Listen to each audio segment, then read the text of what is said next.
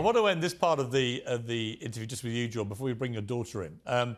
My team were curious whether you would be able, actually physically able, to answer questions with just one-word answers, because you think about things on such a high intellectual plane. You're very articulate, you're very thoughtful about them. So I just want to throw a few questions at you and just see whether you can. I'm not saying you have to, I'm just saying, can you? Some are straightforward, some a little bit more complex, but what's one piece of music we should all listen to? Hank Williams.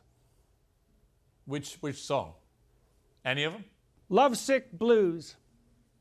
Well, the supplementary is why? Plaintive Truth. Perfect. Can money make you happy? Yes. Not by itself. Right.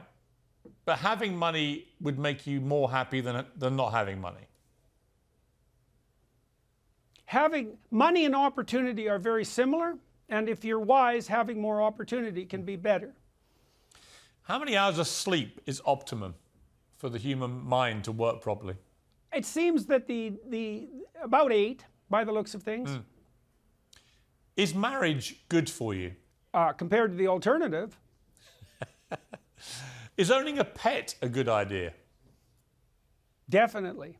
Dog or Not cat? pugs, though. Dogs or cats? Because I find that cats... Not pugs. Anything but a pug. I've had I love pugs. I've had two cats for about 10 months, my first pet since I was a teenager. And I find them to be utter charlatans. Like, whoever gives the most affection gets them. Whereas my family who have dogs, they're very affectionate to everybody. They're not disloyal like the cats. I like dogs and cats, but I prefer cats because they bite you now and then when you don't expect it, and I think that's hilarious. They're kind of like women that way. We're talking to women. How much sex is optimum? Per week, per month? Well, my experience as a clinician, I'll give you a slightly longer answer to this.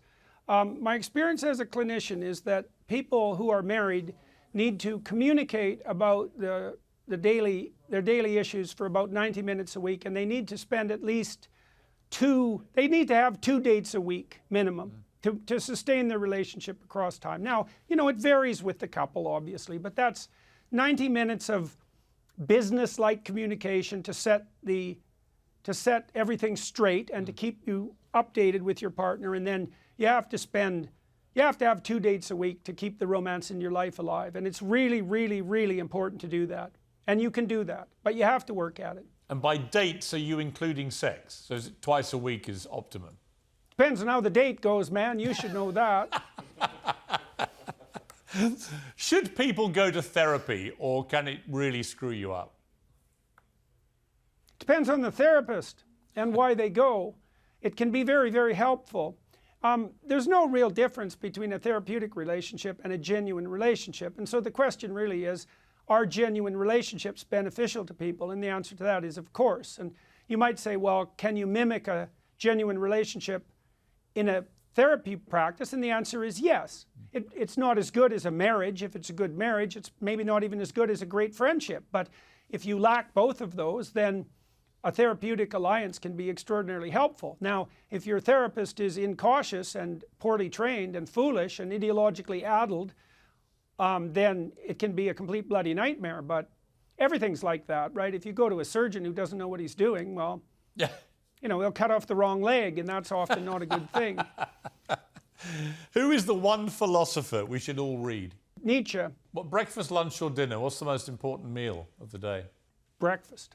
And Admiral McCraven, if you ever saw this speech, gave a fantastic speech. He was one of the top military guys in the American military. And it was basically centered around making your bed. That the very first thing you should do each day is make your bed, because it set a discipline for your day and a purpose and got you going.